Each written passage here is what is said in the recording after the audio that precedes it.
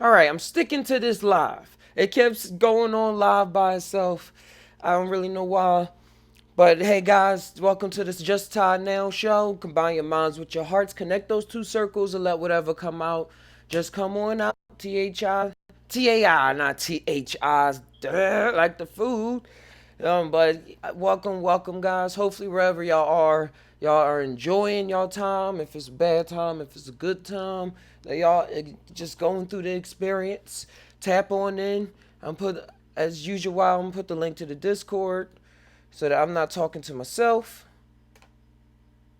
Woo! That is the link to the live that you're watching. But yeah, the Discord is an app where you can call in or just be there and part of the show, part of the panel.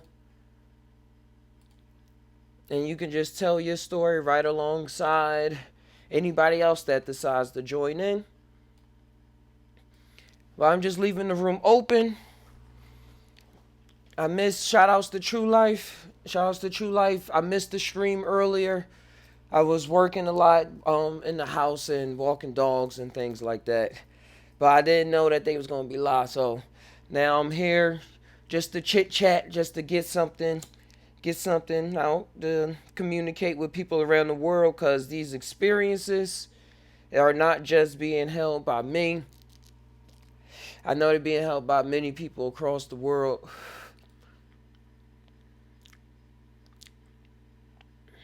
Having those little itty bitty thoughts, rather it's in dreams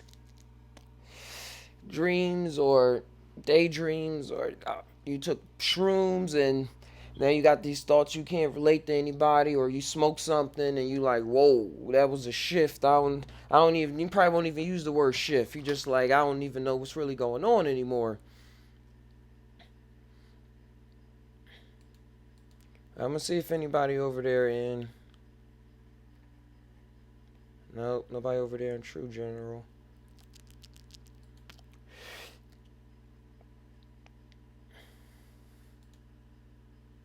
But I talk a lot. And I want this one to be about just about anything. I don't know. If I gotta talk, I'm gonna be talking. Cause habits, man, just be having me think that I'm in the same reality for too long, like I ain't shift or something, or just a habit. Period. Just have me seem like something needs to be changed up. Something needs to be changed up real fast, like a reset button, or even after hitting the reset button, something still got to take some kind of shape. So I'm just letting any change that try to come about, just let it do what it do. Let it do what it does.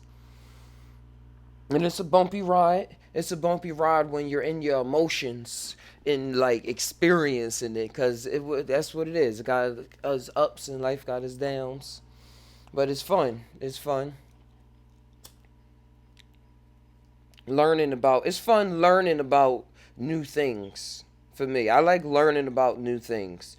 Not really about old things, really. But still, when it comes to old things, I like to observe it. But it's like, since I'm in 2019, by the time that history got to me, it's just another story. And that same story that I get out of when I'm looking into history and stuff is the same stories I get when I'm looking into my own life, or looking into the life dissimulation that I'm in right now, with all the multiple stories of characters learning how to make it, or with politics or sexuality, or trying to hold a friendship, or try to hold a job, or trying to create a job for yourselves. And people like, oh no, you can't have those kind of thoughts. Like when you start getting real creative and breaking free of, or doing something different than what people was normally doing. That's why I black the crafts, like getting into crafts. Like blacksmiths were real honored back in the day. Blacksmiths were real honored back in the day, if you think about it, because they were able to create different shapes of metals, and they were able to create different tools that was being used to build houses and build different structures that people was enjoying. Like the blacksmith had that creative mind to like heat that metal up, slam it a bunch of times, and you know how they do. That's how they make the swords and everything as well. And the Japanese swords, the craftsmanship that was put into them was very live. It was very live. Like I remember some stories saying that they made a sword out of a so-called meteorite that fell from the sky. I remember stories like that. But the samurai swords, they put so much attention to them, like so that they wouldn't break and things. It's like a whole science. It's a whole science, and it wasn't nobody in the beginning telling them what to do. It was just some Joe Schmoes messing around in their minds, and they had their own plant medicines going around at the time to expand their consciousness and like connect them to the gods and that they were experiencing on a regular, the nature spirits and things like that. Whatever spin they put on it, like in a lot of Japanese cultures, they already in their religion or in their culture, they already just Shintoism. That's what it's called. Shintoism is big in Japanese, and that's the one of the biggest aspects is that everything is alive. Everything has a spirit. So you treat everything as if it's alive, as if it's talking, as if it's already like that. And I remember running across that, and that was similar to. Hold on. And that was similar to the psychedelic experience, like when people start seeing how things are real alive and stuff like that, and like everything has an essence to it. Even if you don't like really see it talking to you and you don't reach that level, you like kind of see how everything has its own reality to it, has its own thing going on. Whether it's on a big scale or you zoomed in and you just looking at some microorganisms swimming around in a petri dish, grown by a scientist or put together by a scientist. That leads to something else interesting that I think about is how that is how every like whenever you in that creating mode is resemblance of something that's going on higher. Like when you get in a creative mode mostly it's like that it's a lot going on that you could be doing else. Like it's a lot of different things you could be doing and you could be doing nothing at all. And like usually it get caught in the people get caught in like doing nothing at all or doing way too much, like in the essence of or doing something not way too much but doing something that's not them, that's not based around the procedures they created. It's something like they're participating in, like something, oh, I'm participating in this event, and it had its creator and its director and a team that put together these rules, so I don't have to think about that stuff. There's the rules for the marathon is already set. I just got to make sure that I'm trained and got my square with the numbers on and stuff like that. It's like you either go there or you do nothing or in the middle, like that when you start getting that creative spirit going on. Yeah, going. Hey, what's going on? You well? Hey, hey. Yeah, going out of their way, going out of their way, as you say. But yeah, going stick whenever like I see people going into creative, it's like they aware, like you aware but you still unaware of everything that's going on in the world or just of yourself, of your own thoughts. It's like I allow myself when I get creative to like get out of my thoughts way, get out of all those emotions that's thinking like, oh, I want to do this or I want it to be like this, or thinking or even having my thoughts projected into the future. Like when I get creative, it's all about not putting words to what I'm doing, but in terms of like a painting or even digital art or something like that, or even like editing videos is like it all comes out in me clicking the mouse or dragging this there. I'm like, well, I feel like moving there is a feeling. Like moving this clip there is a feeling. And it feels good when I move that clip there and have it come right when I say this and then cut that part out and throw that picture in there. And it's like those all the emotions that if I was talking or if I was putting myself in another scenario, it would come out in another way. but it's all the same way. But it's me doing what I want to do with it, or just doing something else with it. Yeah, you can let go of the world and hold on to your creation. Yeah, it really is like that. And it's so wild because we the way that this world or this simulation so called is set up, it'll have you comfortable if you're not aware of it. Like I was thinking about working when I used to work at Goodwill, and I had to put on customer service, put on customer service voice, and make sure things was tidied up, and put stuff on the shelf in the correct order, make sure that all the electronics was there, all the glass was there, the cups was there, like organizing things. Like I was being creative because I was on the spot. And I was good at it. I was on the spot. So I had to come up. It was different customers every day, or sometimes it was the same customer. So you go into your catchphrases, howdy do. And they like, oh, what's going on, partner? And you can set yourself up sometimes. But but it's a creative thing, and you feel good because I was getting rewarded for it. But I was still playing somebody else's schedule out. So I was feeling good, but I was still like somebody. I was playing somebody else's game, and and that's why I like that how this simulation can has the different areas going on, and in this one it just plays out as people doing customer service a lot. Cause it's funny when I hear other people, and I don't know what I'm talking about, but it's funny when I hear other people like put on a customer service voice when I would go to the store and stuff.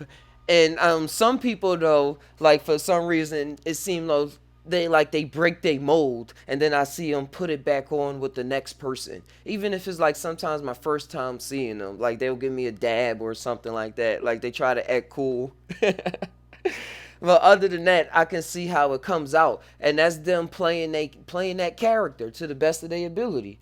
Cause everything like shapes up to keep you playing it. Like the emotions get involved, especially when it gets to the coworkers and how you start getting involved in relationships with your coworkers. Even if it's not like too deep, the level that you're playing it on, like you start relying on them for you to get your job done. Like in order for and that's how it was played out from the beginning.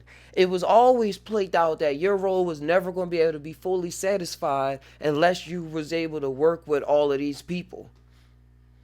And the thing about it, you can't even change, you don't even pick it. It's just chosen for you and just work and stuff like that. But yeah, it's even in animals. You well said. It's even in animals. Everybody just trying to like have an ecosystem going on. Playing the roles. But it's wild because with animals, it's like they seem as though they don't have a choice. Just like the person work, just like when I was working. And sometimes I felt like I didn't have a choice but to keep playing this role if I wanted to survive. Like, man, I gotta survive. So I'm gonna act out. I'm gonna play with these zebras and with these gazelles. I'm thinking of the Africa's savannah. That was where my imagination was. But yeah, and I don't want to drink from that dirty water hole no more. I want to filter my water. I don't want to drink from the community pool. I still go there though. But you know what y'all hopefully y'all get what I'm trying to say. I don't even know what I'm trying to say. But that we all in this together. And that we're seeing the mushrooms been revealing to me more of a choosing role, and it's all about the thoughts that I'm actually observing, and like realizing that even if I'm observing those thoughts, that I'm not those thoughts at the same time, because the moment I think that I'm just those thoughts, I can't allow that thoughts to change because those thoughts create a role, like create a character. Yeah, it changes when in safe life lions will befriend sheep. Yeah, they will. I used to have that image in Christianity when they used to say, I just had it in my head. where they used to say, the Lion of Judah sleep sitting with the sheep or in the shepherds and stuff like that. Like that play those metaphors come out in my head.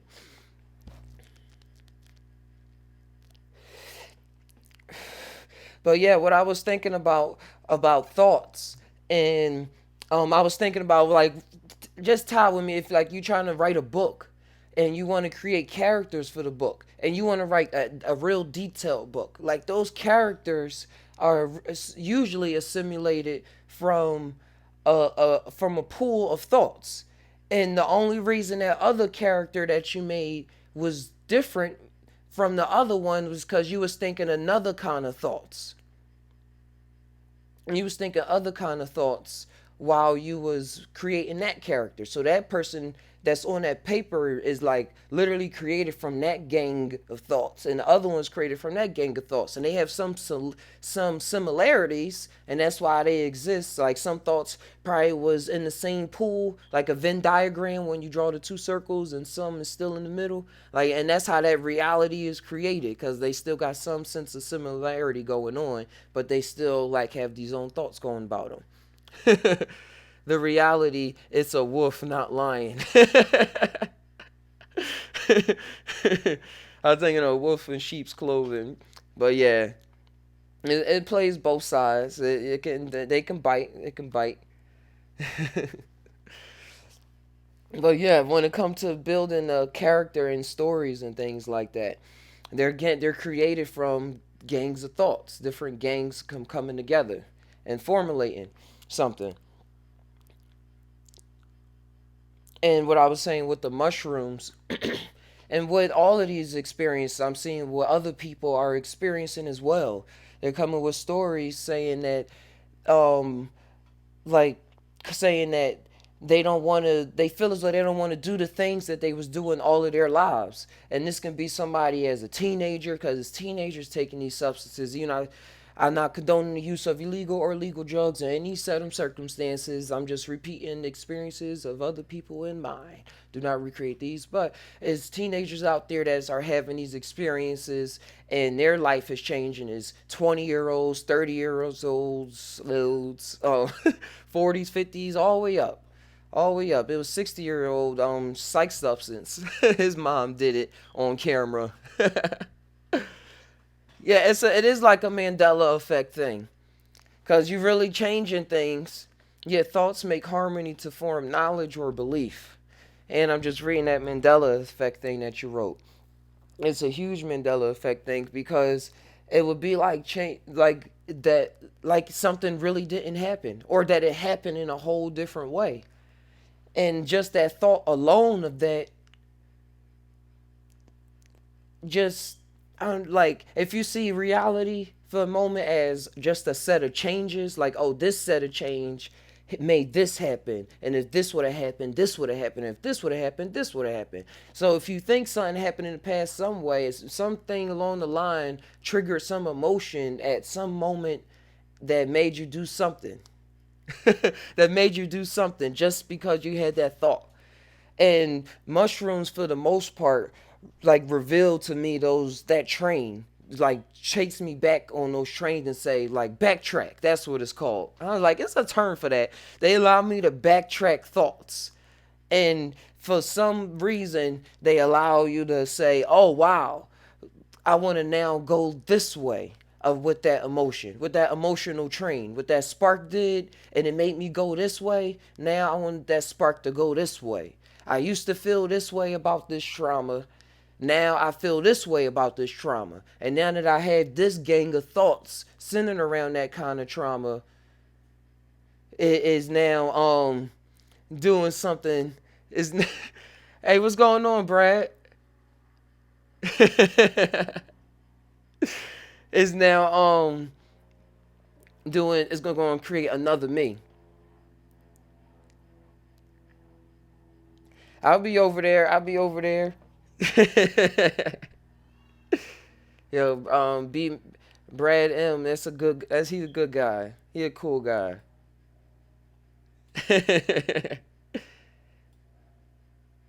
He's one of the cool guys in this reality.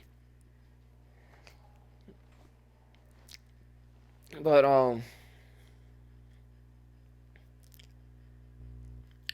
yeah, as long as there's cool thoughts going on, it's all good. And even if it's not sometimes seeming like a cool thought, it's still a cool thought. You just gotta sometimes get over it. Yeah, reality is a strange but cool thing.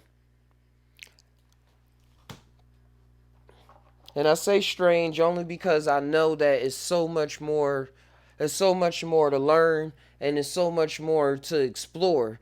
There's so much more to explore, and that's why every trip and like even every person that goes on a trip is different. And that's something that shows like about I don't know, I'm tying it back into creativity like I was saying in the beginning that at any moment we can come up with anything. And to feel like we can't come up with something or that we got to go by somebody else's logic or somebody else's feeling, which is still cool, it was still like it stops your own momentum from manifesting itself. And because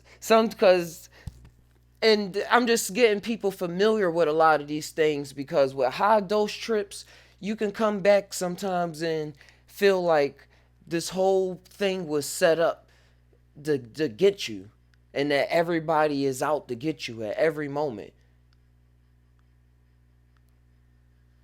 Yeah, each have our perspective angle. Hey, what's going on, True? I'm wise what like that? I was jumping around to another thought.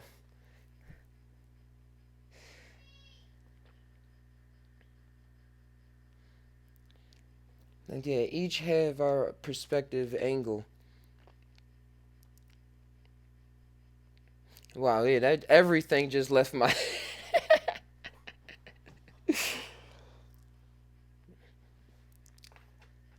Hmm.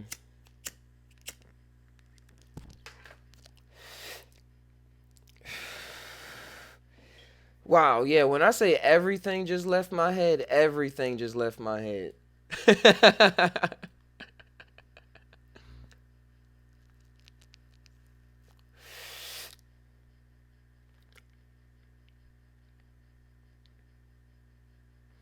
Yeah, angle of light.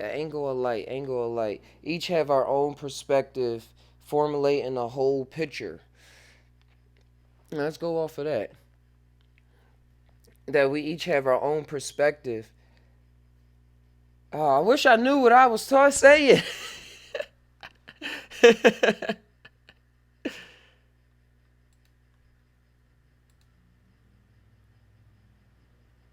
Yeah, you smoked since your last DMT trip.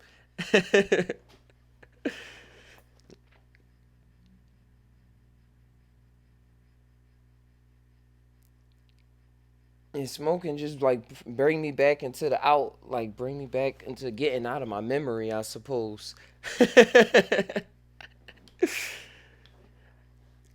But when I have too many thoughts going in my head, I just cancel them all out. That's what be happening. Like I don't overthink nothing. I do not like to overthink. That's what's really the case. Because when I overthink things, I live the life of overthinking. I get frustrated and I be like, oh man, and then I just like, no, that's not the life for me. But you well said how we kind of see similar, but each get our own experience.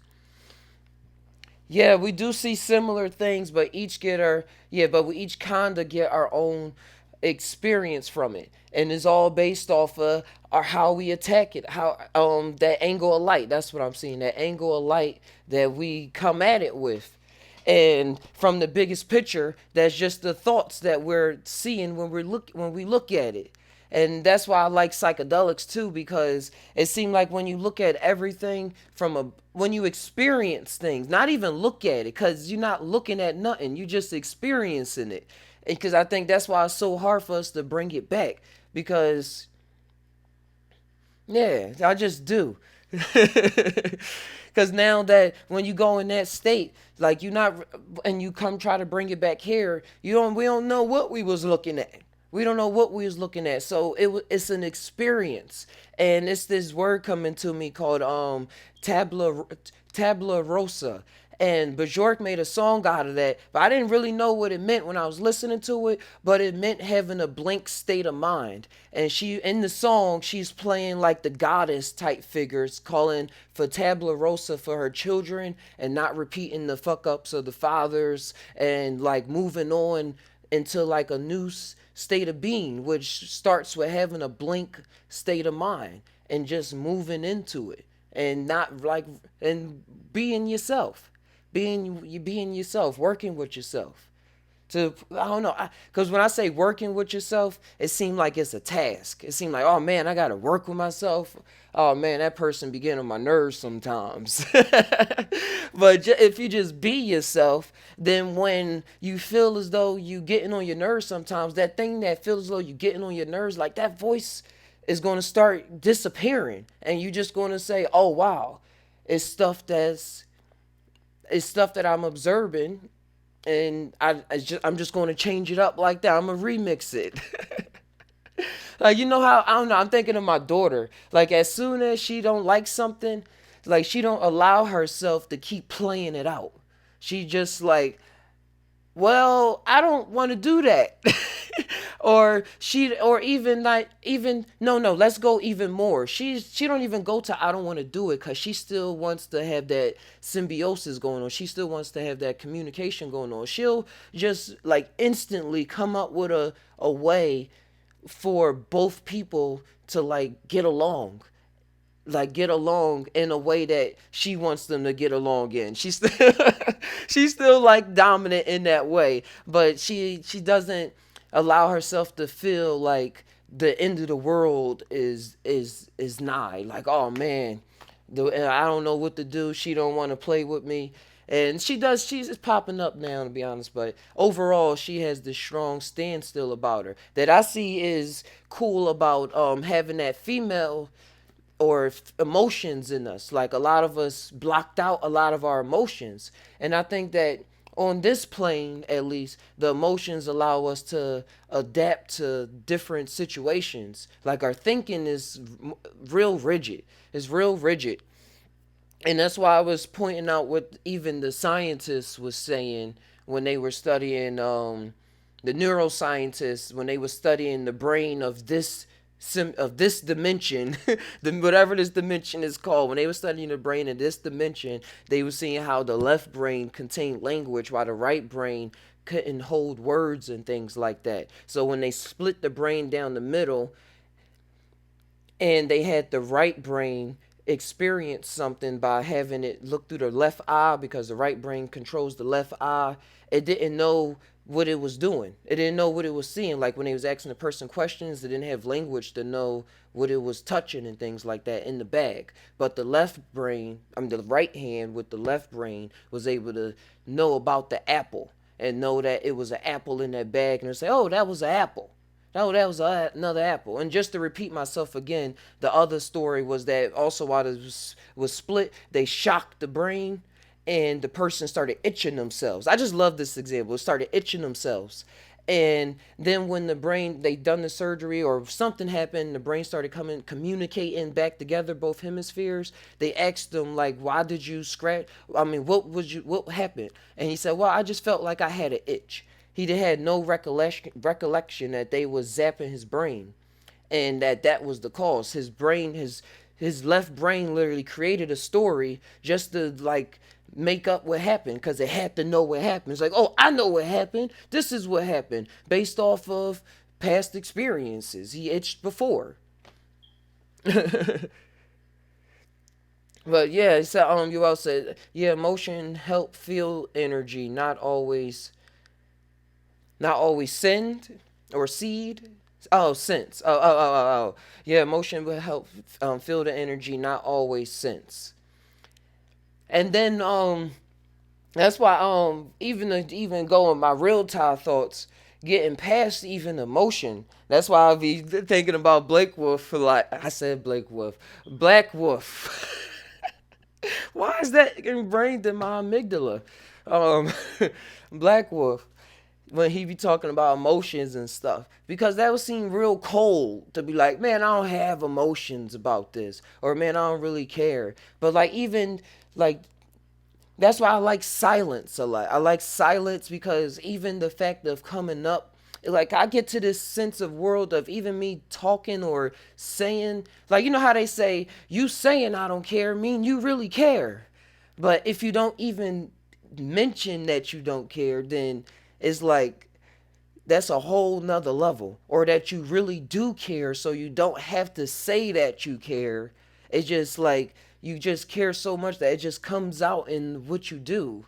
Is is is I don't know. It's That's a state of being that, yeah, silence. Yeah, Exile 13. That's what it is. Silence. Silence. It's like that's what is so beneficial in my life. So beneficial in my life, and it's like something that I used to chase, and now that I ran across psychedelics and plant medicines and things, I'm just putting different terms on it. Plant medicines and plant technologies. I'm able to, with plant technology, I'm able to access the silence and actually know what it is, to not play myself. Is there any truly uh well, yeah, it could be a silence, but I think once you like silence the, I know what you mean, because like once I silence the thoughts of this reality, I just go to another reality, and just have thoughts and imaginations of daydreams of me doing other things or of other people I don't even know doing things. So when it comes to that silence, I know what you mean. But just having a break on this world of reality is a good silence. Is a good thing. It's a good thing to have a silence on. Silence on these, the monkey mind that grew up here, that grew up here. Yeah, finding stillness in the mind or no mind. And like not and with stillness too is like having everything in check. Like every, like in Star Trek, like when they on the bridge in the front, like everybody is like, I seen that. I'm like, why everybody sit like this? Like they sit exactly erect the whole time, and they pronounce it to each other, and they like, oh, they add a certain level of emotional intelligence that they deal with each other differently. They're not running around. They seem at a certain kind of stillness, so to speak. Even though as the show plays out, they still erupt and they go about their daily businesses or their multi-dimensional businesses and stuff. But the overall, like, what they're trying to get at, I see with Star Trek, is stillness and your thoughts. Like those are different emotions. Like not having them run all rampant. Be like, this is what you do. Just run your automatic programming so I can go and do something else.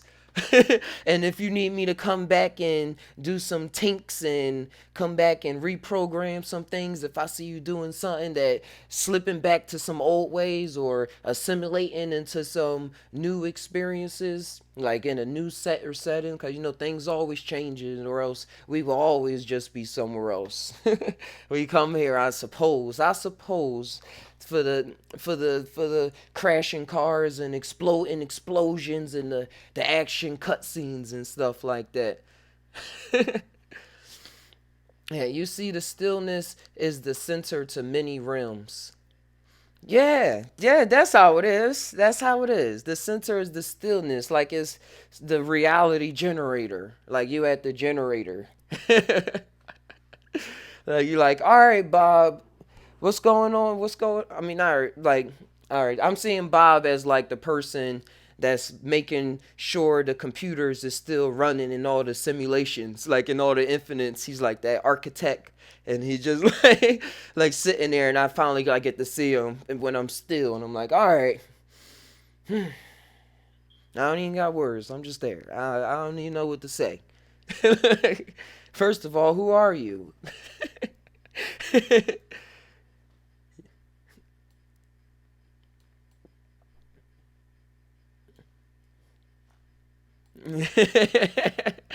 Call it Steve.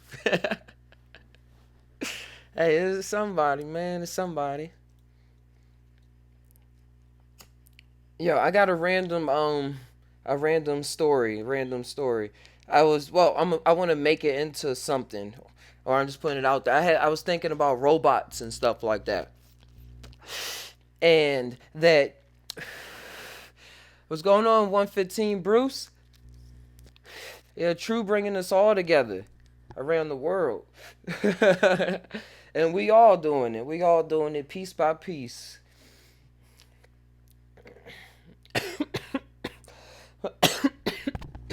I was talking about robots and in the future, and some people wanting to get robots pregnant, and that being possible. And I was thinking about like that paradigm shift, where um where they created wombs inside of robots. Either a womb inside a robot or an artificial sperm or sperm that they like got from a donated thing, and and like the people saying having a picket signs like no we can't have this, like this is an abomination.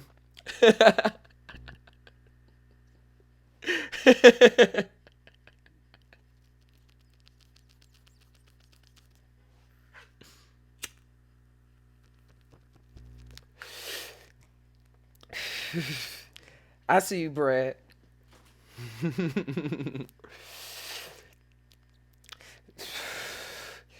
But yeah, that was just thinking that nothing is safe from pregnancy. And then they was like, because it's wild, because people are doing that now. People are doing that now. People are getting artificial assimilations. Hey, what's going on? What's going on, Ozo? What's going on, man? Womb-o-matic. Because it's real vivid. It's real vivid to me when they be putting it in the movies. That's why I like talking about it. I be zoning out. I see myself as the director. Like, why did I want to make this movie? Why would I spend my time making this movie when I could just spend my time going into hyperspace and keep doing more of what I just want to do? hmm But yeah, that would be real interesting to see that go down. And I think the only people that really be down with it is the psychedelic people that be like, man, I saw this coming. I saw this coming years ago. I mean, I want to do it, but I knew people was going to want to do it. That's how I feel. Kalini be looking at things. He be like, man, I know everybody was going to be doing all of this, but that don't mean I'm going to be doing it. I'm still just expanding my doses, and I'm out going into these other realms. What's going on, 5-5? 5-5 to the 5-5.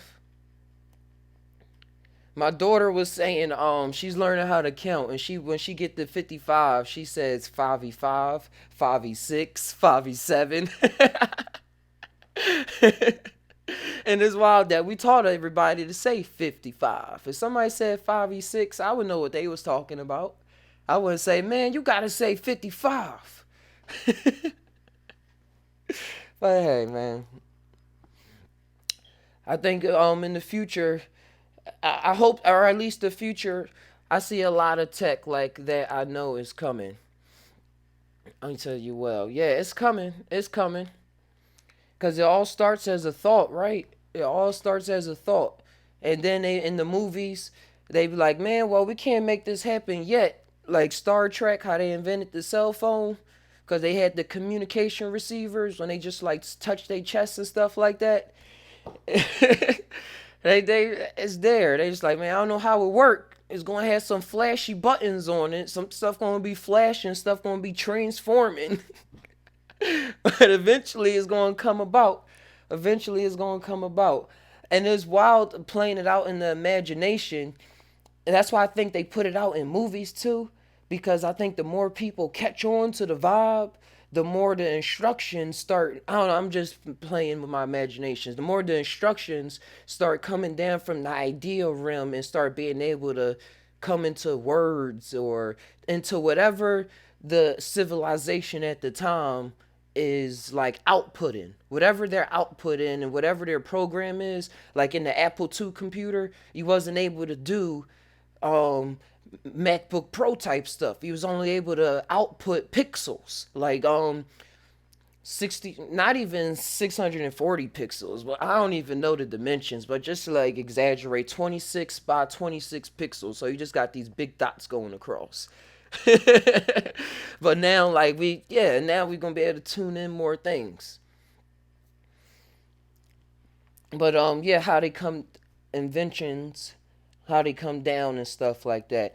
And the more they played out in the imagination, like first they will, like, people get a grasp of it in their imaginations before the engineers get into it. 'Cause you know, engineers and scientists, they're like real centered in this dimension. Like shout outs to Neil deGrasse Tyson.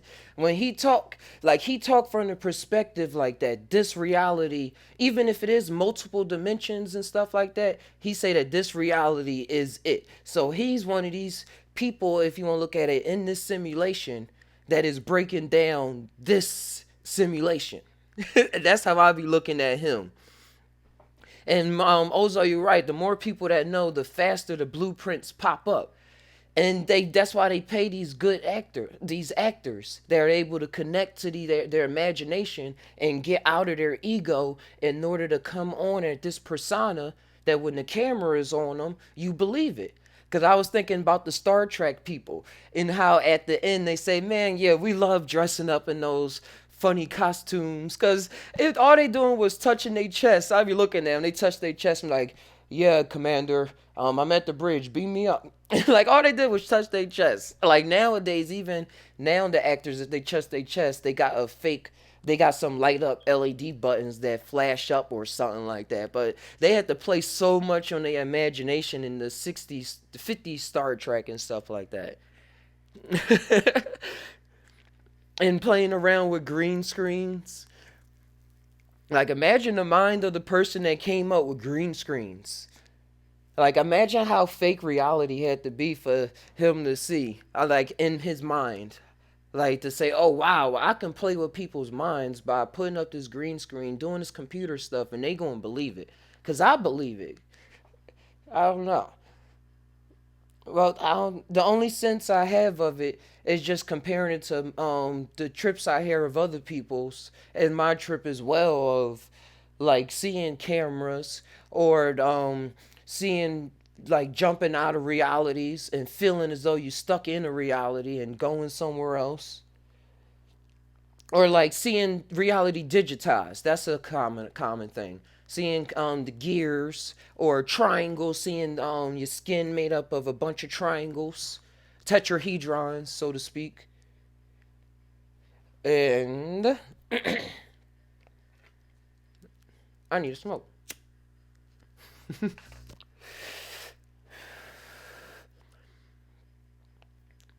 And then we like, whoa, wow, that is possible.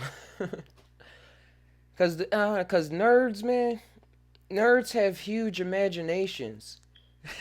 Well, I'm thinking about technical nerds. Technical nerds, they have huge imaginations. That's why even like technical engineers still love to watch Rick and Morty. Like they love Rick and Morty. And I know somebody that lives in my neighborhood. He's an atheist, but Rick and Morty is one of his best shows. This is one of his favorite shows. He watched marathons of it. He likes to talk about it and everything. And he can when he's given something, he can break it down and put it together. But he would tell me he can't put something together out of nowhere. That's up to his wife. But if it's given to him, he can break it down and imagine stuff and say, "Oh, but what if, or what if, or what if?" It's wild. But I've seen I've seen like a 1920 detective take a photo of me during an acid trip. Whoa.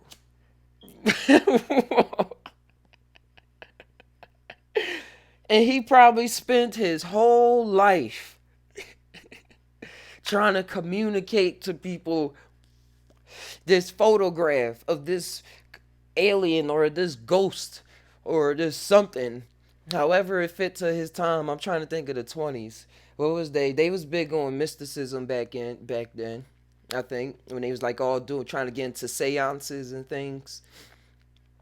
Yeah, they was probably like, man, that was a ghost or a traveler.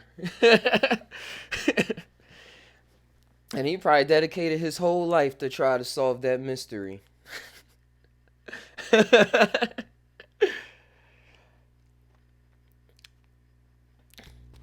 That's the only reason why I be trying to um that's why I take those YouTube videos with a grain of salt when they be saying people have pictures of time travelers and things, cuz I be like the video is probably fake, but I know that this happened to somebody, that this be happening to somebody.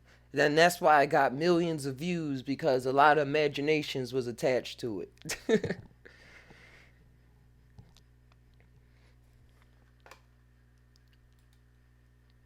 Oh yeah, I forgot I could bring up the. Oh, let me not click nothing. I almost froze the whole computer.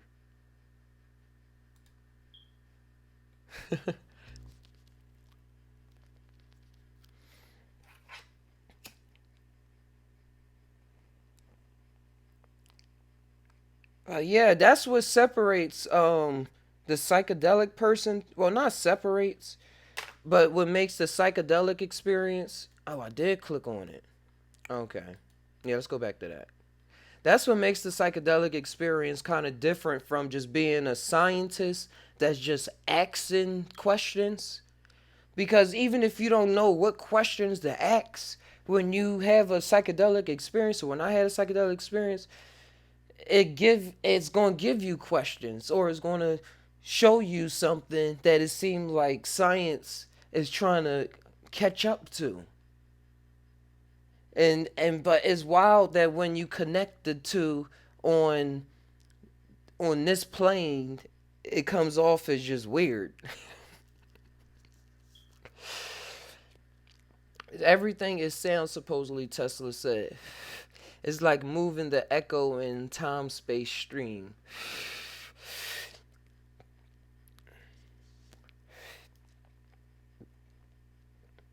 Everything is sound. Everything is sound.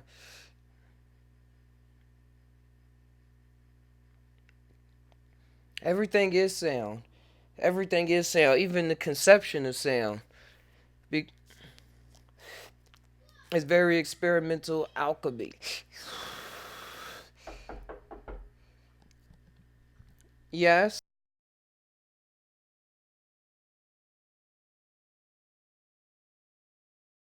I'm still riffing. Still tying. But yeah, it's like moving the echo in time space. Lots of bright minds have pointed this. Said Bruce is very experimental alchemy. The and things like that. I used to wait, hold on one second. So this not do do do. Gushers. Gushers used to be my favorite candy. Here, I'll open it for you. Brad gave me this, and I told mommy that I know I ate some oatmeal so I can eat it. Okay, have fun. Make sure you have fun too. Okay, I will.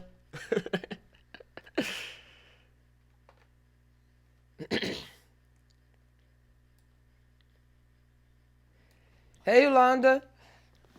Just tying, just riffing, connecting with people.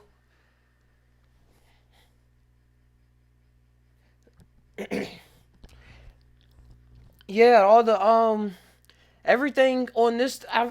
Even the just even if it is just a story that's played out to like describe something that we don't understand, sound I see creates so much.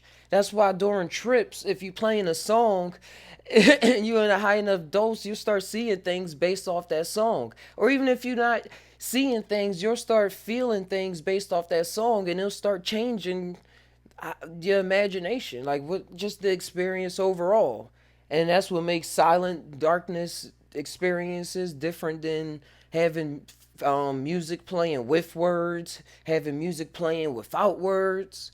A lot of the times I try to go my day with listening to music without words because I just want it seems like I just want to keep my thoughts traveling. Like when I listen to thoughts music with words, I get real emotional like about a certain scenario or some overall scenario that involve me wanting to do something.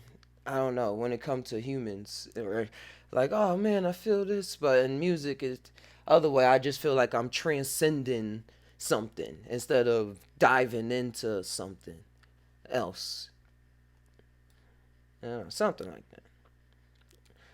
A little something. So. The ankh, when used in sound, resonates 4 times longer than a tuning fork. Oh, I never seen that experiment. I would like to make one. Like I was saying earlier, I wish I was a blacksmith. Start crafting all these tools. Entheogen give questions. Entheogens give questions that when you're, hey, come back in, come back in. Entheogens give questions that when you're aware of them, help you see the answers to simpler patterns. Yes, that's so true. Entheos give you questions that when you're aware of them, you're gonna see me repeat things a million times. I'm trying to get a conscious grip on it. Help them to answer similar patterns. That's true. That's true because well, I can't look at that. I just looked in the past. The video pops up on the YouTube lives where I can see myself, and it's like 10 seconds behind. I just see myself swipe, and I was like, wait, I didn't just do that.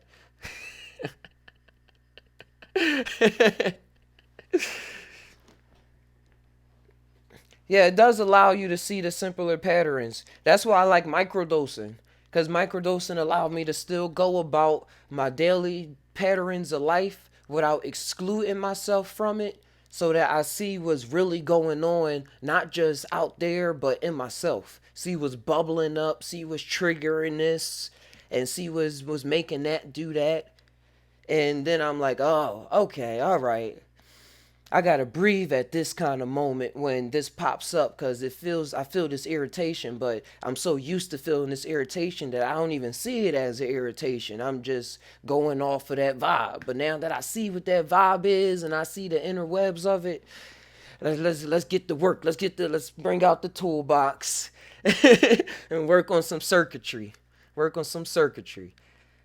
In exile, you said your words cast thought. The words enchant you into programming. Yeah, they do enchant you in the programming. They cast thoughts, even your own thoughts, even your own thoughts. That's why I like to. We was talking about the stillness before, and I like to experience that through like relaxing through the drawing or something like that. Or I literally do like to sit there. I know I do say a lot that meditation is not always just sitting there against a wall and seeing your thoughts. But sometimes I just sit in the park, or I do just sit there. Sometimes I do just sit there. But as well, I have the practice going on of just meditating, of just having that kind of just a thought, just a tip. I'm just putting out there to have like a check and balance system always going on, but as well not being too hard on yourself.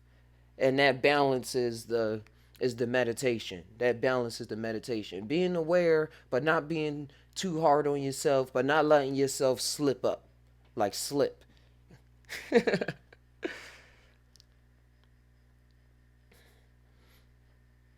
The handbag, the toolkit, one of the most ancient images of monoliths found around the world. Yeah, and did you see that article of somebody finding a handbag and it had a satchel, and it had psychedelics in it? Interact.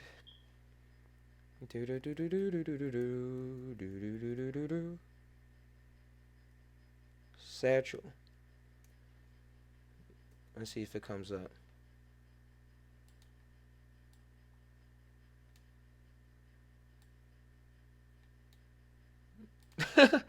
Hold on.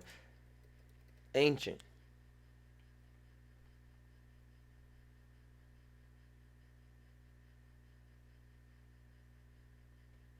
There it goes. Even though this site is New Atlantis, I've never heard of it, but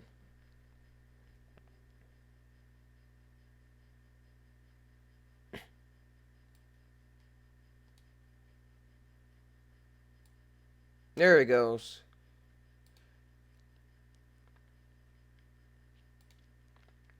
A 1,000-year-old drug pouch reveals evidence of complex ancient psychedelic consumption. And look at the patchwork on there. They was seeing something to make those designs. You don't see those designs out in nature. Well, like green nature. The extraordinary discovery of a 1,000-year-old pouch in southwestern Bolivia has revealed traces of several psychoactive compounds, indicating not only some of the earliest archaeological evidence of ayahuasca use, but also suggesting significant plant knowledge by the owner of the pouch and potentially a broad ancient plant trading network. And is found in the Soya River. And then the words blacked out. I don't know why it does that.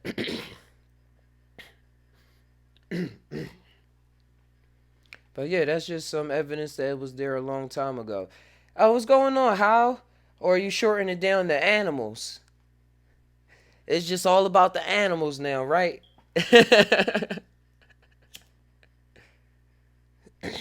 Yeah, it was way before that, too. It was way before that.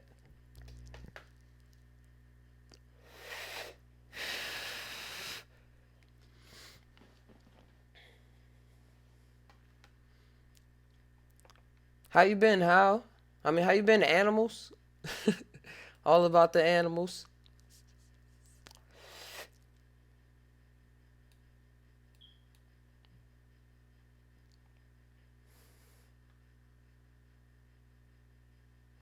Hey, I have no choice but to love everything. As soon as I choose a side, I feel like switching the other side like 5 seconds later, so.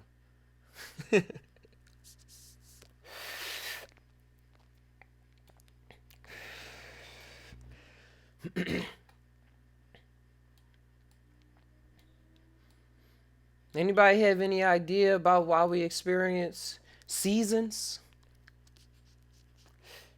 Because it just popped in my head that as soon as it was the last day of summer, supposedly, the temperature went down where I live at. Like now I'm having like 50-degree nights or 40 50-degree nights instead of like 60-degree nights or like 70. It was really like 70-degree nights. We was having the air conditioner still on, and then as soon as the summer said it was going, temperature just went down. Besides the sun and all of that stuff.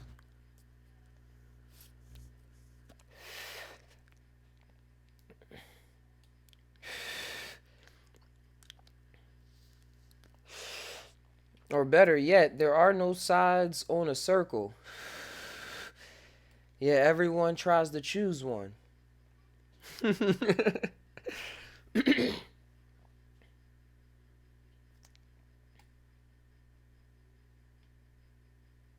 There are no sides on a circle. You just read my. Oh, we got. Oh, cool. What?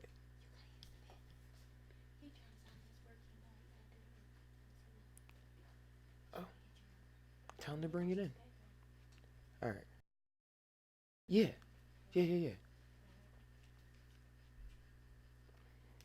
But I gotta ran into something. I gotta help my friend out. But I'm gonna see if he can bring the tablet here real fast. Heard we'll stop having seasons when we stop having wars. I don't know. And I don't think a war is ever going to really stop. At least in the yeah, I don't think it's ever going to stop either. And even if it do stop with bombs and stuff, it's just going to be in other ways. Going to be in other ways, attacking people in the mind, sending mind probes and trapping other countries and alternate realities or virtual realities, and that they don't know they caught up in.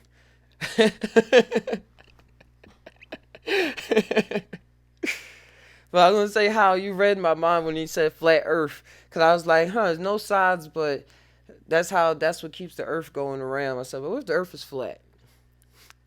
But yeah, that's all up in the air.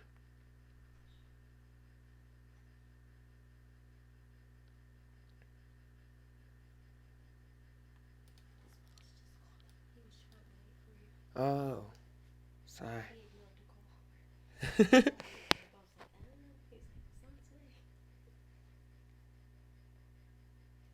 Oh no, you gotta get ask for the password.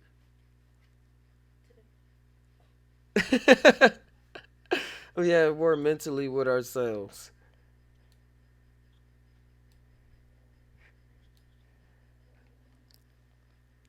Oh yeah,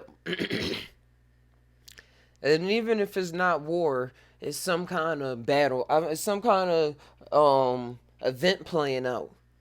I'm thinking a wipeout or like what's the Ninja Warrior?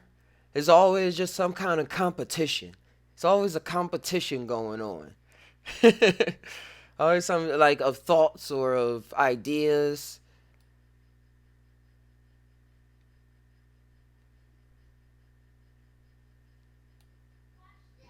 just as something. All right. He has to sing.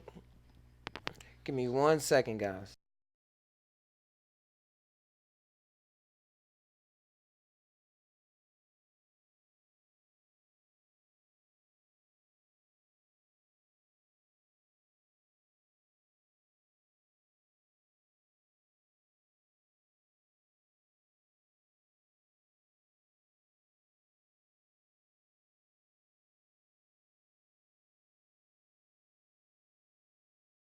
Trying to see how to log into this.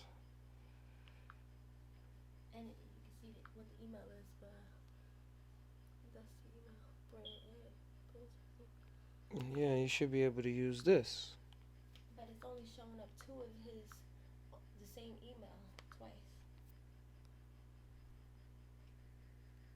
Hmm.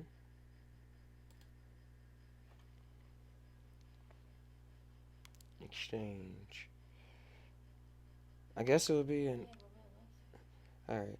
I'm gonna try to add it like this,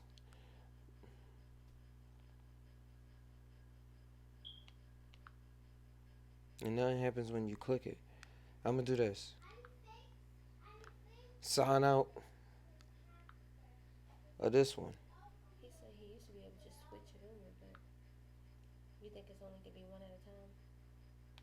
I don't know. I'm gonna remove it. Yeah, it's saying it's not in there. All right. I got. I'm gonna play this. I'm trying to play a song real fast.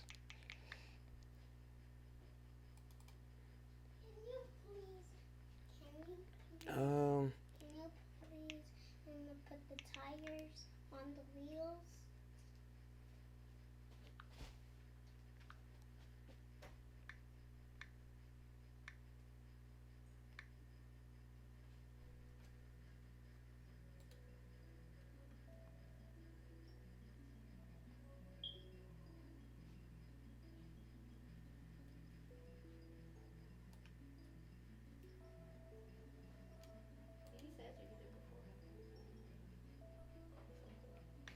Here we go.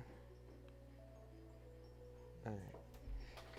Ask him to put in his password for that one, cause I don't know the password.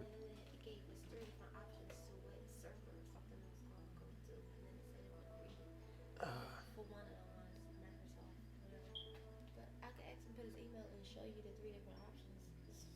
yeah, cause you can't use Gmail for it. You can't use.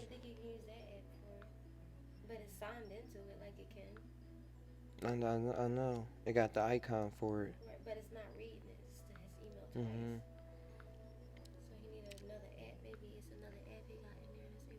I'm not sure. But the only thing is see, tell him to put in the password. Yeah, I'm trying the server thing.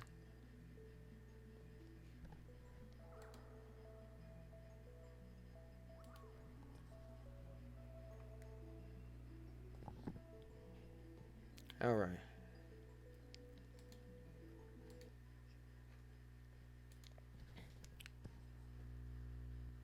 So I thought the music was on playing the whole time.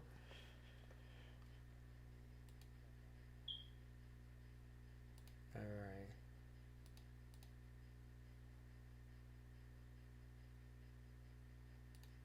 Let's monitor. I'll put that.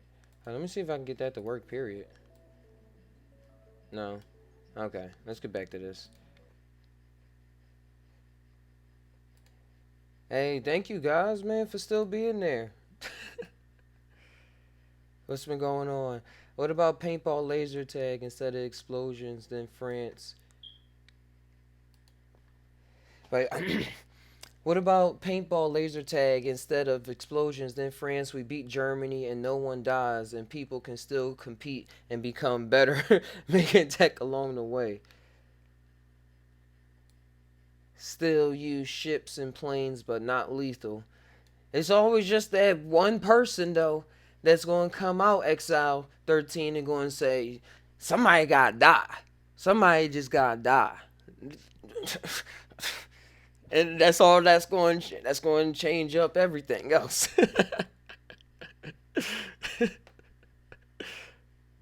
I recently found next level experiences tied for truth. Instead of using substance to get there, I've been using frequencies in meditation.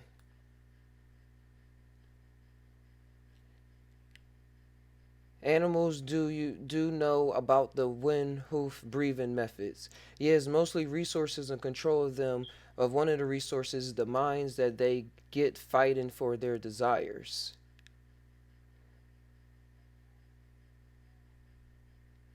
Show them, but one of the resources. Ooh, yeah, all y'all saying is true. That's all true. And yeah, how what you were saying about frequencies, using frequencies to get there. I think that does help you get real far in meditations, but in my experience, it gets you to places. But when you have a psychedelic experience, it like solidifies an experience in your mind, or it gets you to a place out so far out there that then when you go back to messing with um frequencies like binaural beats and meditating and things, it like for me at least it gave me something to go really forward to.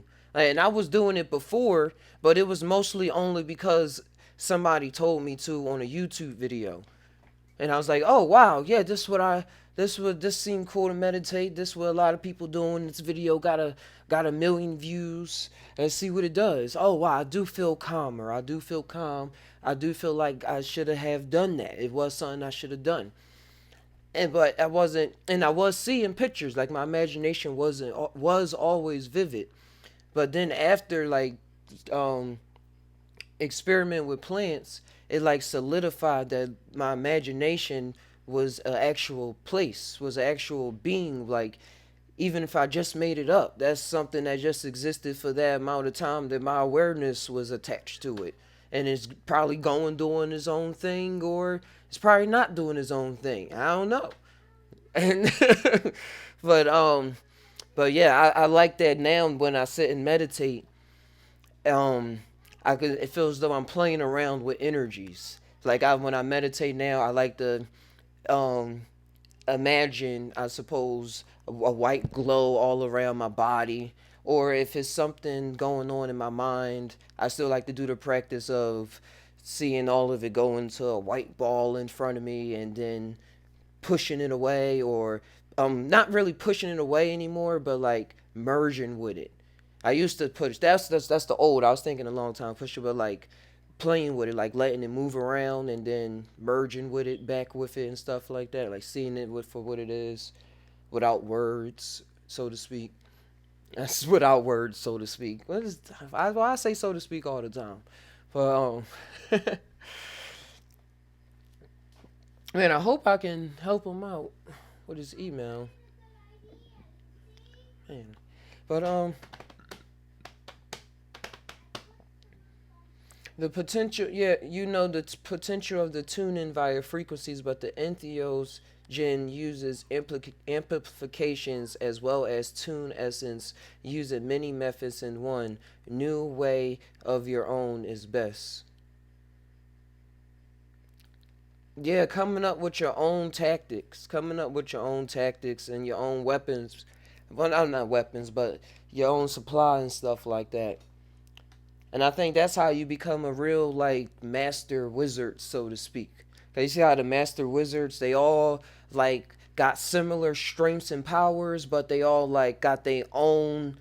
They got yeah, find your own path. They got their own like specialty about them. They all specialized in their own area. I'm thinking of mutants too, and X Men, like the different Omega level mutants and the different level of mutants and stuff like that, or even in Greek gods and stuff, or different goddess pantheons around the world. It's different levels. It's different levels, and I was thinking about Harry Potter too, and and Lord of the Rings. I watched like 20 minutes of that yesterday. When Sauron and Gandalf, they both powerful, but they got their different specialties going on.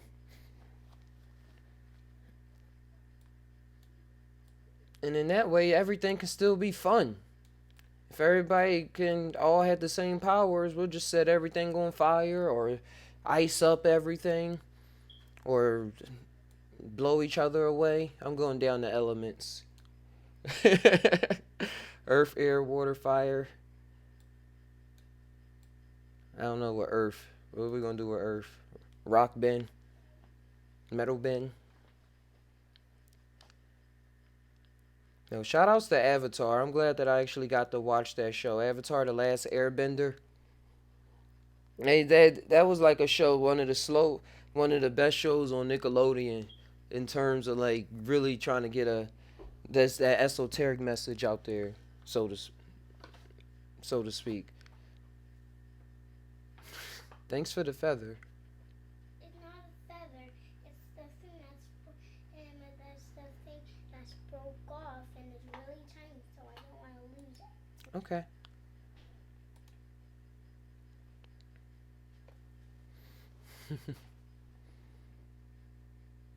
Just flowing, just flowing.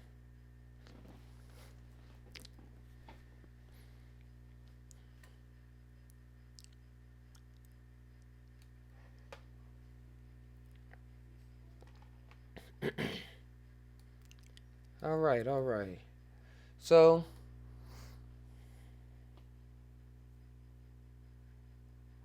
let's jump to another. Let's jump to another topic. Let's jump to another topic.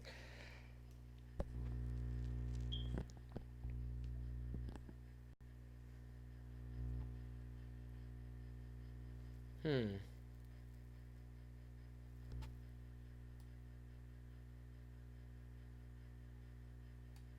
Thanks, thanks. Yeah, I'll say anything on your minds. Anything on your minds. Do you do any breathing techniques? Yeah, I do a lot of breathing techniques. I just don't have good memory with names, so I don't assign no specific name for it. Like I'm doing the Usahana breath or the only thing I remember is the Ujjayi breath, and that's just because the yoga guy be saying it when I be watching it on YouTube a lot, cause I be repeating the same video. But when traveling, voyaging, oh yeah, yeah, deep breathing, especially then. But I carry it. I say I learned how to do that from practicing during my daily practicing, just deep breathing and being conscious of me actually breathing, being conscious that I'm doing. Yeah, I the only time I don't really inhale is that much is when I'm doing a show.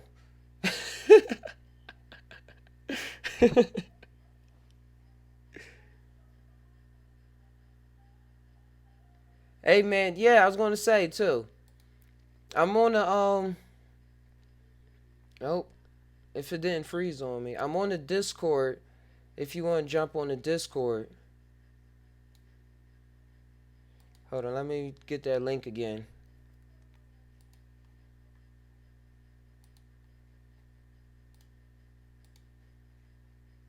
If so, anybody, so y'all know that it exists.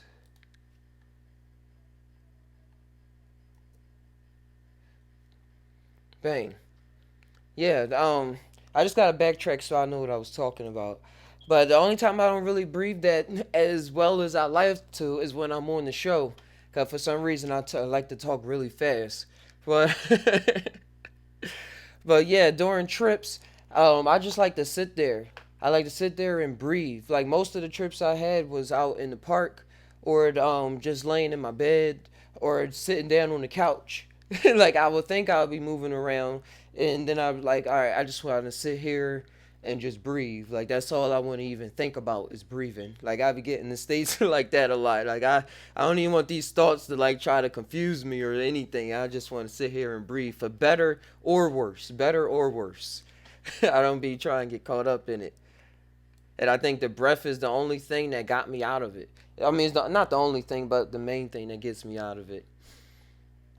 Some panic and everything, because just how like when you in a panic situation, or like when you, I used to run track and stuff like that in cross country, and they say when you running, like don't just stop and like be huffing and puffing. That's gonna make things worse.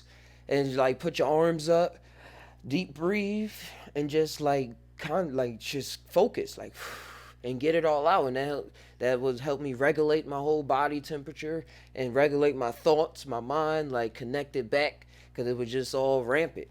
Because I was like just getting it back in the rhythm, and then after a while start losing the breath, because then I'm like, all right, I'm breathing now. I could breathe. And then after that, sometimes in trips, it's just a second thought, or I don't know. I just don't think about it after a certain point.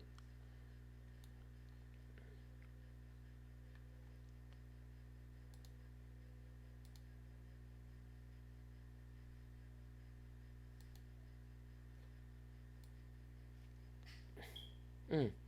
Mm-mm-mm. But yeah, dang, I was thinking of this character, not character, this artist named Flying Lotus.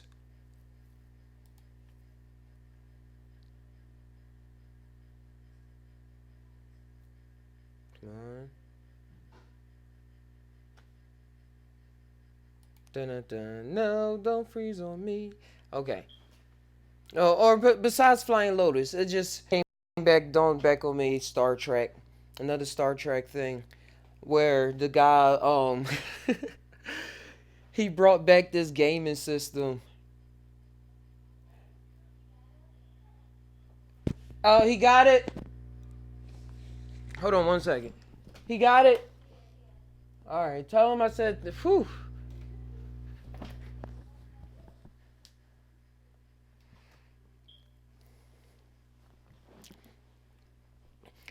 Yeah, it was an episode of Star Trek where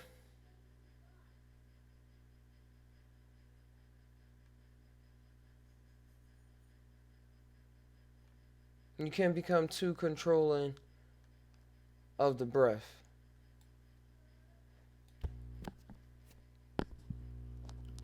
Oh, yeah, just to go back, because you mentioned it, I like to find a point in control and release it. Also, the point where you fall to sleep. Yeah, let's go back to what you're saying. Hold on. Oh, I did change back to that screen. Do-do-do-do-do. I like to find the point of control and release it. Also, the point where you fall asleep and controlling breath. Yeah, because that's why I say things, and that's why I say everything that I say is the truth, and every truth is but a half truth as well.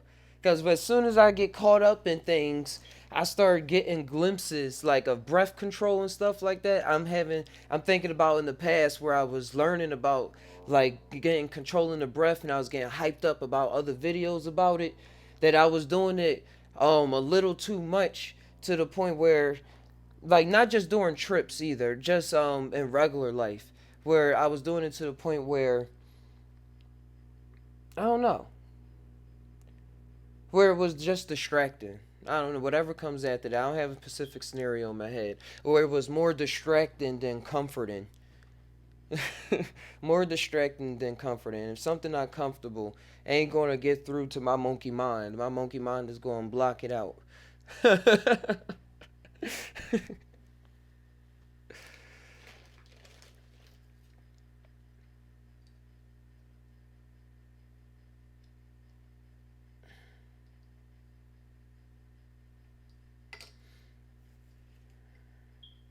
Mm. But to the point where you could go to sleep. To the point where you can go to sleep. I think that's where a lot of people wish that they can get to. Just like the point where they can breathe so much that they go to sleep. But that it's a lot that we just keep. I'm just tying that. It's a lot that we keep ourselves occupied with tasks and stuff. But not but just psychedelics just constantly keep that reminder that it's a game, that it's a game, and that sometimes you just gotta put the controller down. Cause I was yeah, cause it becomes like an achievement, like you're trying to achieve something that you already have. But that's why I like going out and over trying to overachieve things though. Cause it's like once you try to overachieve something, it's like that mythology plays out that makes you turn around and say, "Oh, I already had everything that I needed the whole time." But now it's like I know what extra is, so I don't ever go in. I can. I not that I never don't do it, but I can see myself slipping into extra. So I can say, "Oh, wait, let's pull the reins back. Let's pull the reins back a bit." And I'm going a little too far. Going a little too far. Because now, like when I breathe, I try to blame why I burp so much. Is why is because of the deep breathing that I do. Because because I didn't always have that problem where if I talk fast a lot or if I talk a lot, I have to stop and take a deep breath. Or sometimes if I'm not taking deep breaths, sometimes I'll start like air will start just coming out, and I'll be like, yo, I don't drink soda at all, so it's not from there. It's not from some meat bubbling in my stomach. I only eat fish when it comes to that kind of stuff, unless it's a I don't know, unless in the future something pops up. I'm not blocking anything out. But I don't know. So it's something with breathing. There's a lot of cool things about breathing. Let's just say that. Thank you. Cinnamon bun.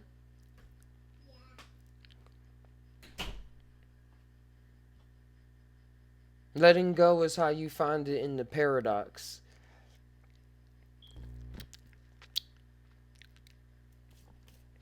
Yep, you're right. You're right. Letting go is how you find it in the paradox, because you get that paradox sense that you controlling your breath and you not controlling it at the same time. So then, like, how you feel about that now? Do you care about it? Do you not care about it? Like getting out of all that, even do you not care, or like getting to that observer? Like it's wild the dimensions of thought that is actually real. Like observer after observer after observer after observer, and it seemed like that observer is creating that reality beneath it based off of how it's looking at it, and then that one is looking at it a certain way based off of how it was changed from that and going back. So I think, yeah, letting go is so important overall, because I'm seeing that a lot in Star Trek. Just to talk about Star Trek too. Again, I keep clicking on ones that talk about reality when I read the descriptions on Netflix.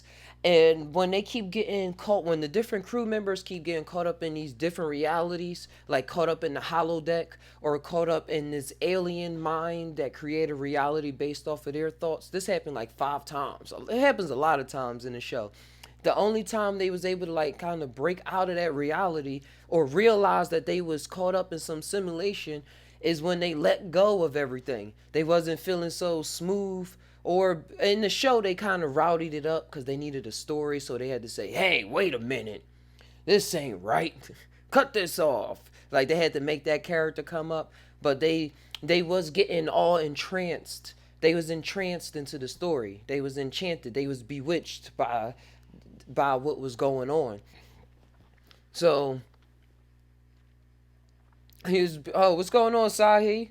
How is hell walking home? How else should it be? How else should it be? But yeah, that's but that's how it goes. That's how it goes.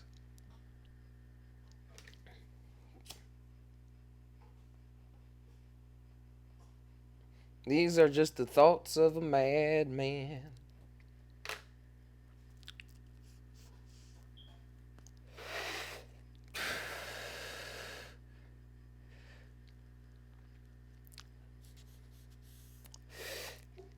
Hey man, it's on, it's on.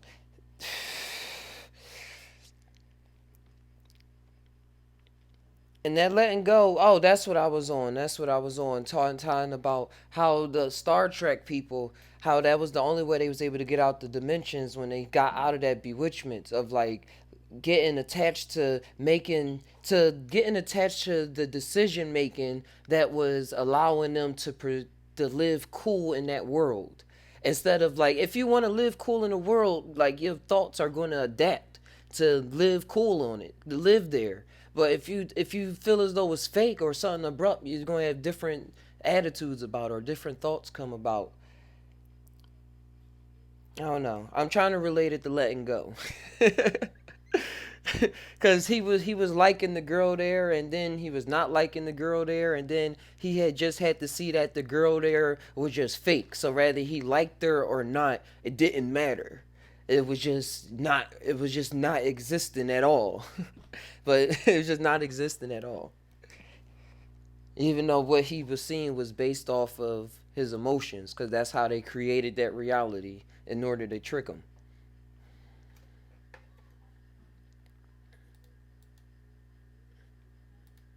So, can your thoughts betray you? Can your thoughts betray you? It depends, right?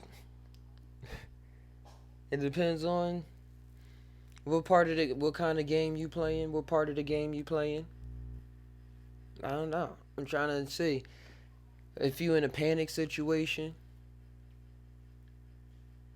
Cause sometimes, even if your thoughts so-called portray you, does that just mean that we had some kind of some other thoughts had another plan and things switched up and we was just upset about it? I don't know. I don't know what I'm talking about. Or do we just want to jump jump into another reality and that's why we feeling that way? I don't know.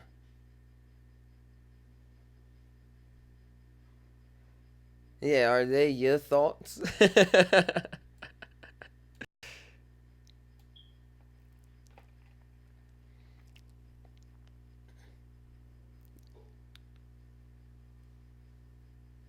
Or just thoughts? Yeah, are they your thoughts or just thoughts?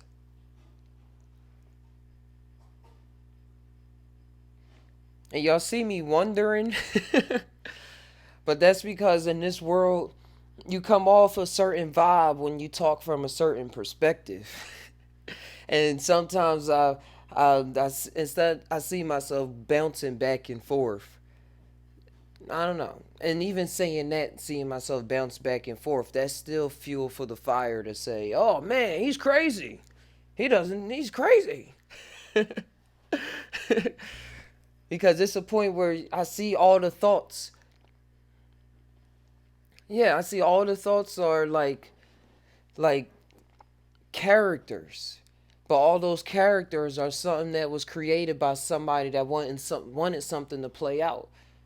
And in some essence is me, but it's not the me that can ever think about this. It's only the me, like the me that's talking is only the me that It's been here. That's it. They can only think about whatever is out there. Kids call it Jinx. I was thinking about Jinx the Pokemon too. I used to love saying Jinx when I was little. In middle school especially. That's when it was on and popping. Jinx, you owe me a soda. Or Jinx, you owe me a da da da.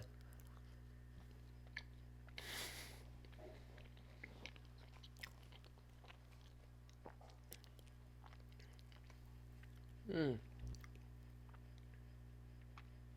And then as we get older, we think that, I don't know. As adults, do we experience Jinx more? Well, not me. I experience Jinx all the time still, but I'm thinking of other adults as they like mature, or it just probably just comes under a different name that's not Jinx. To eye it, to eye it in Sweden. How does that break down? To eye it.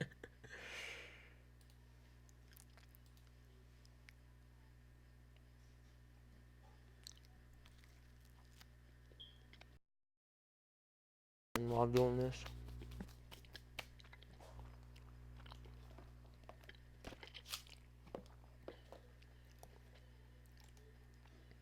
come on, can Yeah, I want to work with the Google, but it's just way too slow. It's way too slow for my thoughts to stay on to it.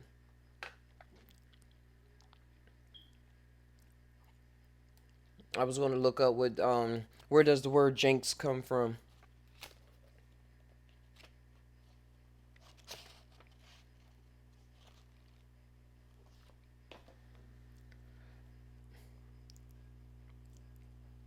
Yeah, anybody ever get into well, I know y'all did. Ever get into Dragon Ball Z? I got the volume 1 right here when Raditz came down on Earth.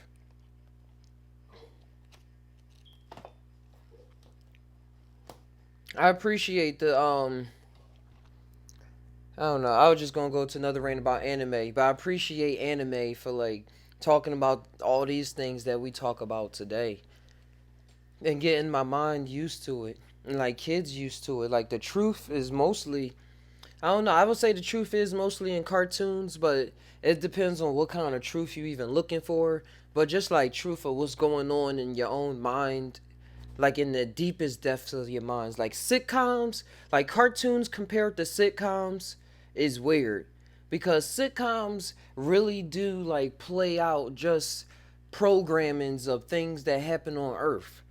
Like so cliche type kind of stuff. Oh, its meaning is is bad luck. Its meaning is bad luck now when you jinx. The evil eye will bring some results. But everything that people think is bad luck, I think is the people just scaring them away from doing from scaring them away from clues of of their higher selves talking to them. Yeah, watch Yu Yu Hakusho. Yu Yu Hakusho. Spirit Gun or something like that. I used to watch Yu Yu Hakusho growing up. That was my show. He had the green shirt, black hair, the little white shimmering like a little above his bang. I used to love that show. Wait, did the screen not switch? Ah, I never switched it.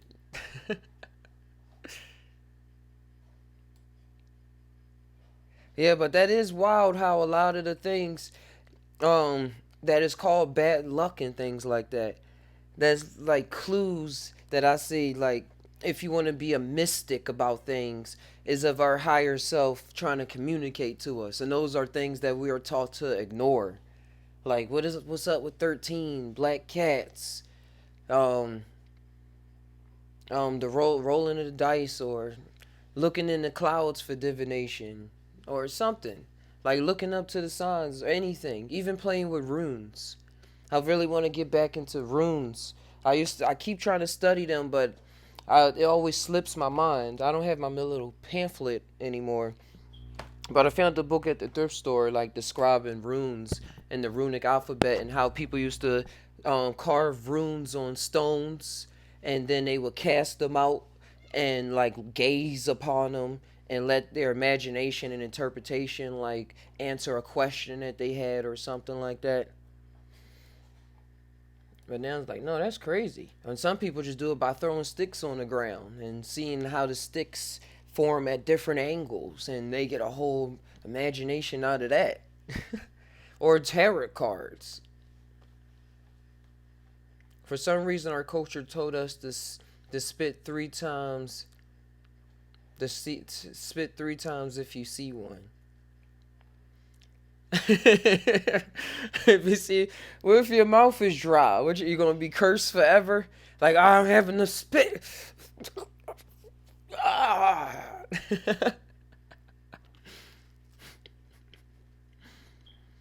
And then a mirror just breaks on you.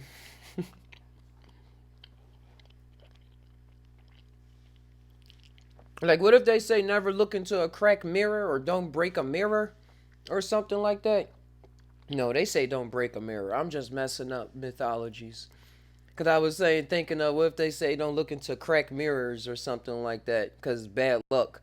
But what if when you look in a cracked mirror, that's helping you realize like the fractality, like the multiple dimensions of stuff going on. They're like, no, you can't witness that. You need solid, smooth glass to just see one solid image. Because when I look into broken glass, my mind starts zooming. I start thinking about all these things, and I start thinking about all these things. Yeah, many forms of divine reading patterns and seeing the links. I think you somebody wrote palm reading too.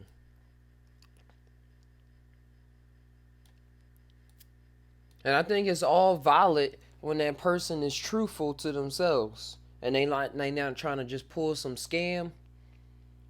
And I think that's why they still make a lot of money on Earth, like sidekicks and mediums and stuff like that.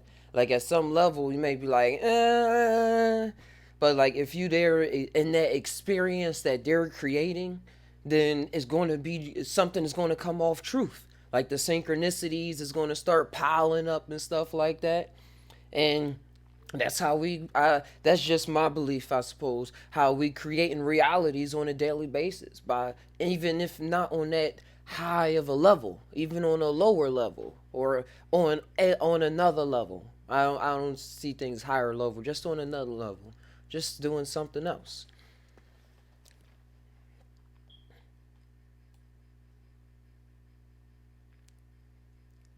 Man, imagine all the I just tying on Terrence McKenna, cause I was just tying about, I just had a glimpse back of me talking, and I was like, he was really talking back then. He was really talking back then with no internet, traveling cross country to country, trying to just giving talks out. Sometimes his hair was shabby, sometimes his hair was cut, sometimes he had friends, sometimes he was just sometimes he was just by himself. I remember him. It was one thing he was saying. Yeah, I guess this turned into a one man band at this point. I want to give you a little background about myself. He was cool. He was just as cool as everybody else. That is deciding to talk about their stories to their friends and things. But I'm just tying on how vigilant he was. How vigilant he was in making sure that he got his story out to as many ears in this simulation as possible. Rather it was for nothing or for something. It was just something that was just what he decided to do. That was just something he decided to do. And just that wave of all of them back then is pretty cool. Yeah, they can many times see them unfolding in a way you were or want to go, but then is back on the self to flow.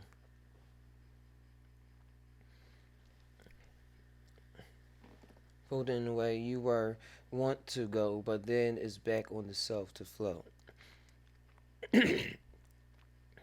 It's back on the flow.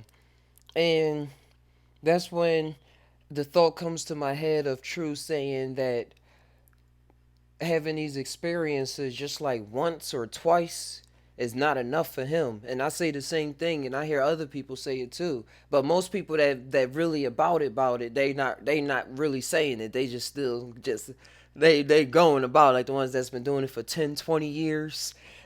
Like that's still, I guess that's blowing my mind right now that people been doing this for 20 years, 30 years. Like wow. Wow. But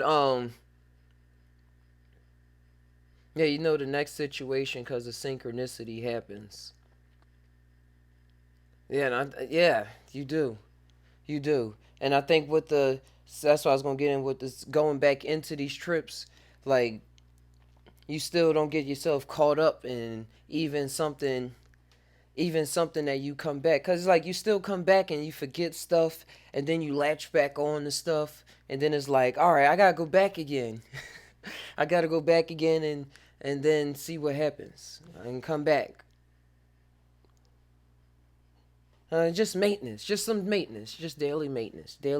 Like you start downloading a whole bunch of programs on the computer, and then after a while, you gotta download all those programs to external hard drive, and then you gotta wipe the computer clean and get it back to the base BIOS system of it, and let it restart itself and build this back as OS system, and then reload some programs that you want back on there. 20, 30 years. Imagine the knowledge. I know. I imagine the knowledge, and I imagine the not even caring about the knowledge, but still caring about the knowledge level. I don't know. I guess you still always care about it or experience it. But that synchronicity is what I believe is I don't know. Sometimes street magicians or stage magicians be using the play with the enhance their magic, so to speak, enhance they sleight of hand. Cause I know what happens with me, but some most of the time I be trying to tune into it. Like I be trying to I plot out scenarios in my brain, and then I be like, all right, let's see if this kind of happens, like with cards or something like that. Mm. It's something that's there and not there at the same time. When it happens, it just happens. When it happens, it just happens.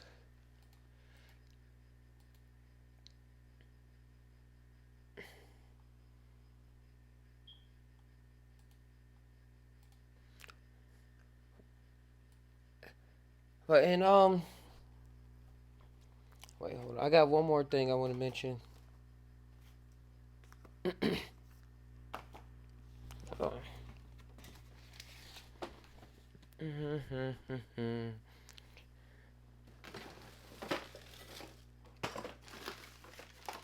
Yeah, y'all. But thank y'all guys for tuning in, guys, man, or just for stopping by in hyperspace in the digital space. Hey, if I can find.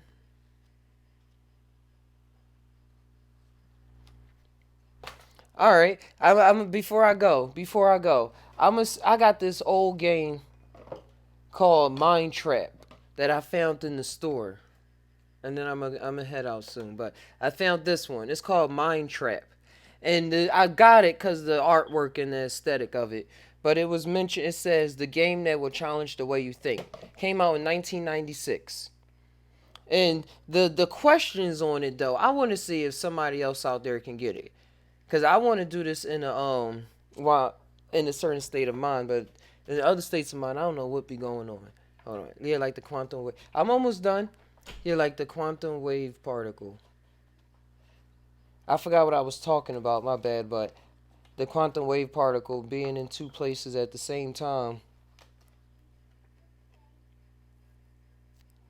I wanna find a real good question. My bad, you uh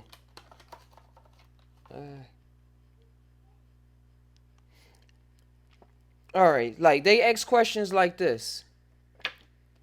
Yeah, that's why I say the mind that make you think. I think it's called mind trap because it's like this. When I see artwork like this, it remind me of heavy metal artwork.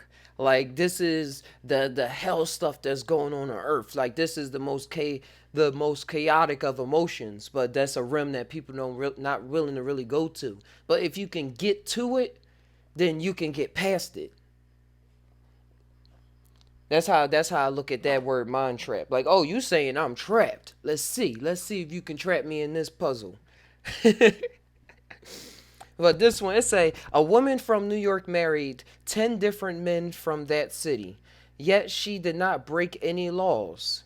None of the men died, and she never divorced. How was this possible?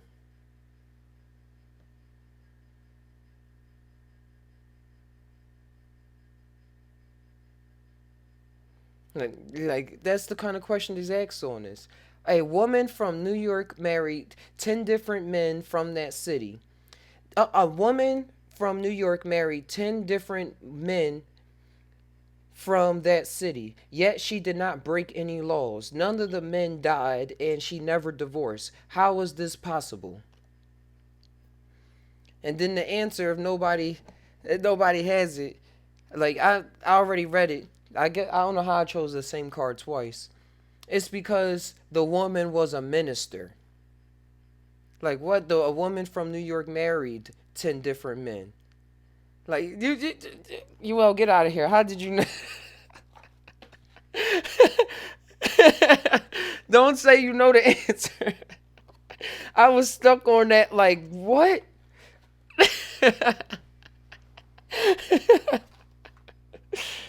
Like that's why I say these games. I be buying puzzle games, and then before psychedelics, I was like, "Yo, this is real curious." But then I gave up on them because I was like, "It don't like how? Why would I even think like that?" But ever since I started dealing with psychedelics, some of these questions, besides that one, I was like, "Yo, I see why they this challenging your brain, like the to do something, like think outside the box." I think that's why people get into Sudoku and stuff like that.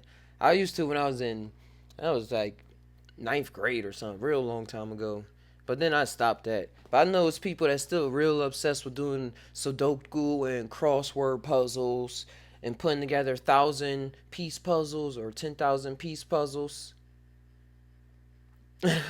She went under fake names, I would have said. And they only give you one. All right, I'm gonna choose another one. Oh, I keep choosing. I gotta turn around. I keep reading the answers first.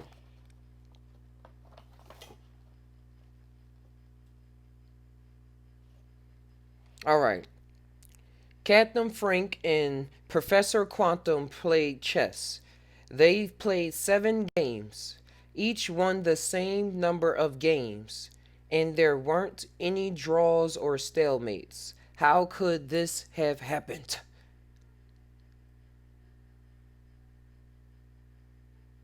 Questions can make you go at them one way, so you have to alter perspective.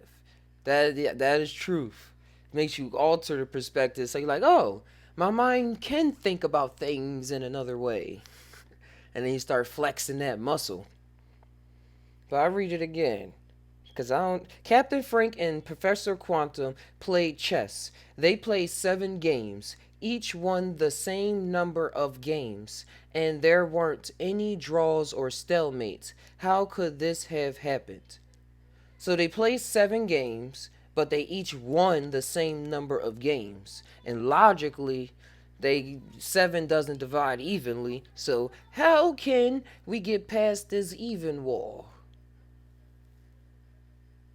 Without it being saying one was a draw, like, oh, we both won, or a stalemate. Oh, let's just call the game quits.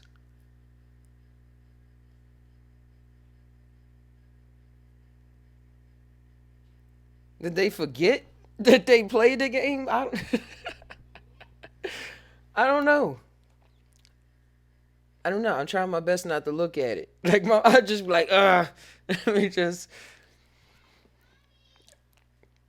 All right, I'm gonna read it. I ain't gonna waste too much time. What?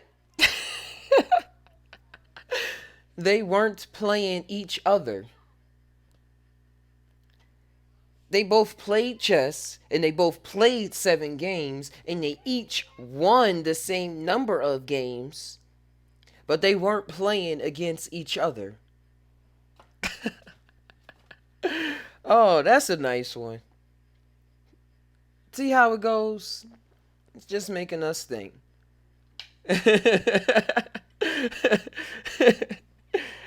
Oh, he played himself. All right. I could do this all day. Because if y'all wasn't here, I would just be sitting here looking up mushrooms, looking at these cards, or something along them lines. So I'm going to do one more. King Tut died 120 years after King Uros was born. Their combined ages when they died was 100 years. King Uros died in the year 440 BC. In what year was King Tut born? I butchered that. King Tut died 120 years after King Uros was born. Their combined ages when they died was 100 years. King Uros died in the year 40 BC. In what year was King Tut born? That's a lot of questionings. So King Tut died 120 years after King Uros was born.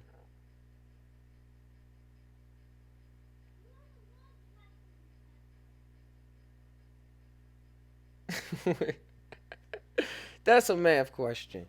I'm too high for this.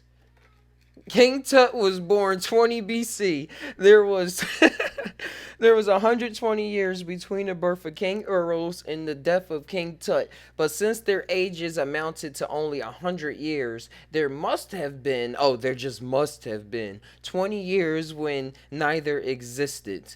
This would be the period between the death of King Uros 20 BC and the birth of King Tut 20 BC. Yeah, it's a million cards. It's a million cards that they gave to me. So, that's the last one I'm gonna do.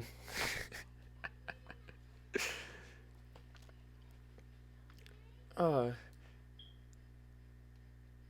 yeah, I'm gonna get to enjoying. Um, yeah, I gotta say something else. Yeah, I'm gonna get to enjoying some nature outside. And just learning more about the mushroom. Just learning more about the mushroom through my own personal experiences. And if y'all got stories, just hey, just send them this way. And check out True Life Stories stream. Why am I stuttering? True Life Story stream. You can find me on there. I chatted up with Mysterioso. Shout outs to Black Wolf. Um, Booker and all the other Alley Cat be over there as well. Yolanda, Sahi, the family, King Eyes, and as well, Exile. I'm going up the list.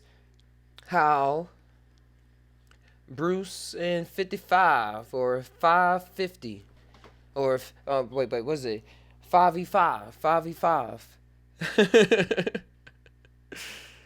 Yeah, I'm gonna get used to this game. I gotta be relaxed, you to get into the mind trap, or have experience flexing that muscle a little more. That's why I suppose I manifested it.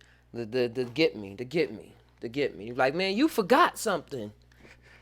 You forgot that you gotta flex this muscle, or else you gonna lose it.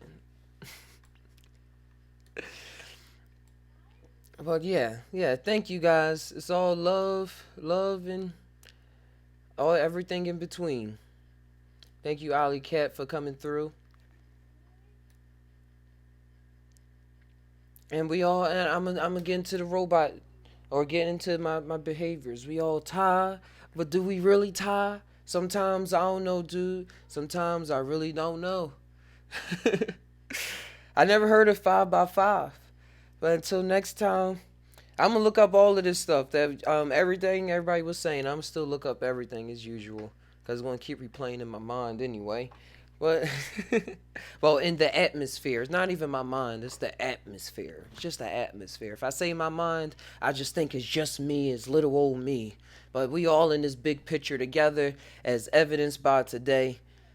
Thank you guys. Check out the Just Todd Now store as well, and some future stuff all coming along. If y'all have some creative ideas that y'all want to come and do together, animations, drawings, anything like that, just hit me up at Discord, Just Todd Now, Gmail, Instagram, whatever it is that you can get me at. Hey, let's do that. Let's do that. The future is what we make it.